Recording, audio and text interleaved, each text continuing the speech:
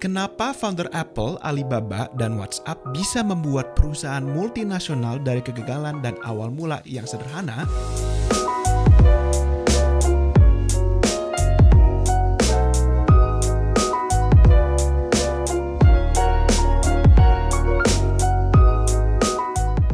Halo Future Ready Leaders, kembali lagi bersama Candela Learning.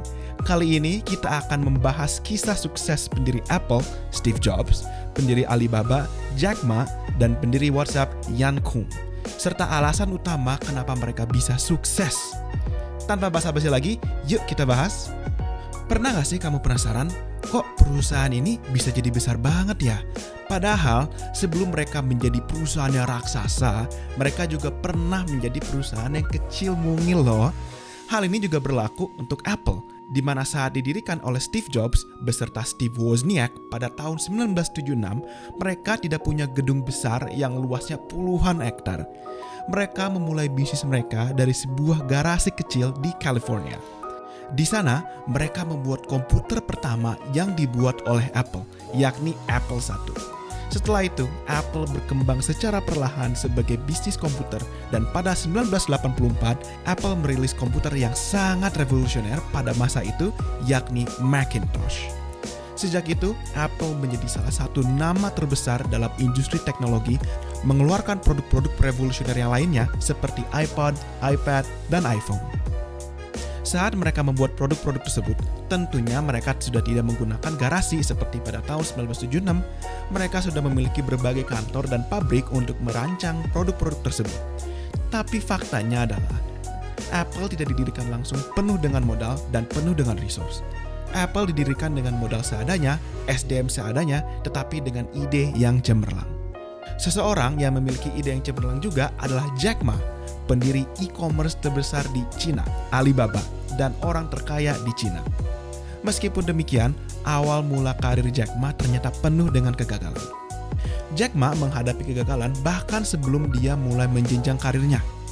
Dia sempat gagal 2 kali dalam ujian masuk universitas.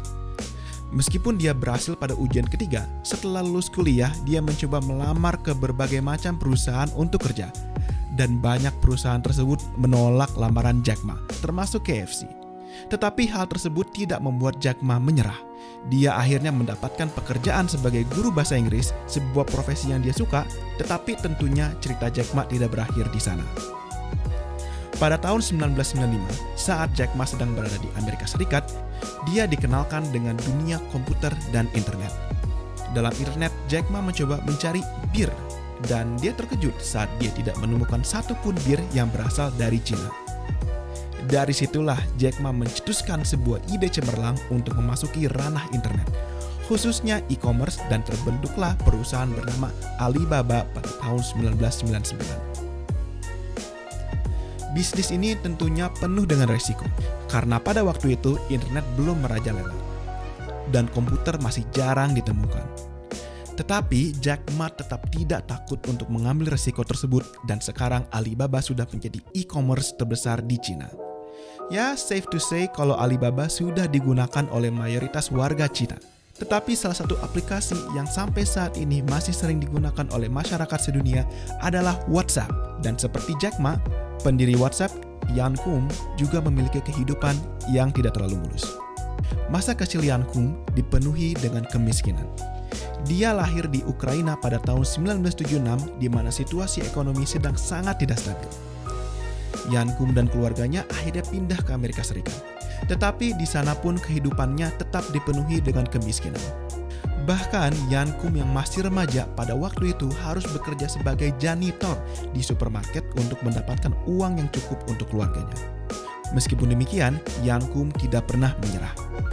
Dia secara cepat mempelajari programming dan bahkan sempat memasuki universitas di San Jose State University. Tetapi dia berhenti setelah 1 tahun karena saat itu dia sudah bekerja di Yahoo dan dia memutuskan untuk fokus di pekerjaannya. Keputusan itu mungkin adalah keputusan yang baik karena saat bekerja di Yahoo, dia bertemu rekan kerja yang akhirnya juga menemukan WhatsApp, yakni Brian Acton. Pada tahun 2007, mereka berdua keluar dari Yahoo dan mereka mencoba untuk melamar lagi di berbagai perusahaan tech. Di sanalah Yan Koum mulai merancang ide untuk membuat messaging app yang mudah digunakan untuk semua orang. Dia mendapatkan ide ini dari pengalaman dia mengirim pesan ke keluarganya, di mana proses pengiriman pesannya sulit dan mahal. Yan Koum ingin memudahkan proses itu. Dari situ terbentuklah WhatsApp pada tahun 2009. Beberapa tahun pertama tidaklah mudah untuk WhatsApp, karena biaya yang dikeluarkan tidaklah murah. Bahkan, Yan Koum dan Brian Acton tidak mengambil gaji apapun untuk beberapa tahun pertama, dan bahkan menaruhkan uang lebih banyak lagi untuk perusahaannya. Tetapi kegigihan mereka pada akhirnya terbayar, karena WhatsApp terus berkembang dan pada akhirnya Facebook membeli WhatsApp dengan nilai 19 miliar dolar Amerika Serikat. Dari ketiga kisah sukses ini, ternyata ada satu alasan penting kenapa bisnis mereka bisa mendunia. Alasan tersebut adalah kegigihan. Coba deh lihat, dari semua kisah tersebut, gak ada yang mulai dari atas.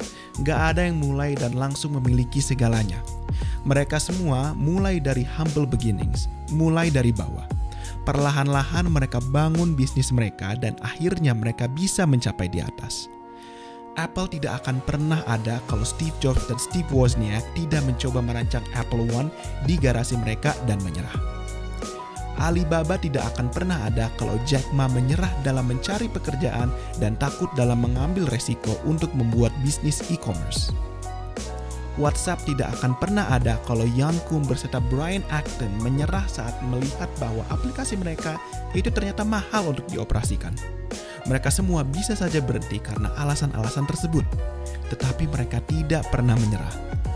Steve Jobs ingin merevolusionerkan dunia computing. Jack Ma ingin merevolusionerkan e-commerce di Cina, dan Yan Koum ingin merevolusionerkan messaging dengan mudah untuk segala tipe user. Dan itulah alasan utama kenapa mereka bisa membawa perusahaan mereka menjadi perusahaan multinasional.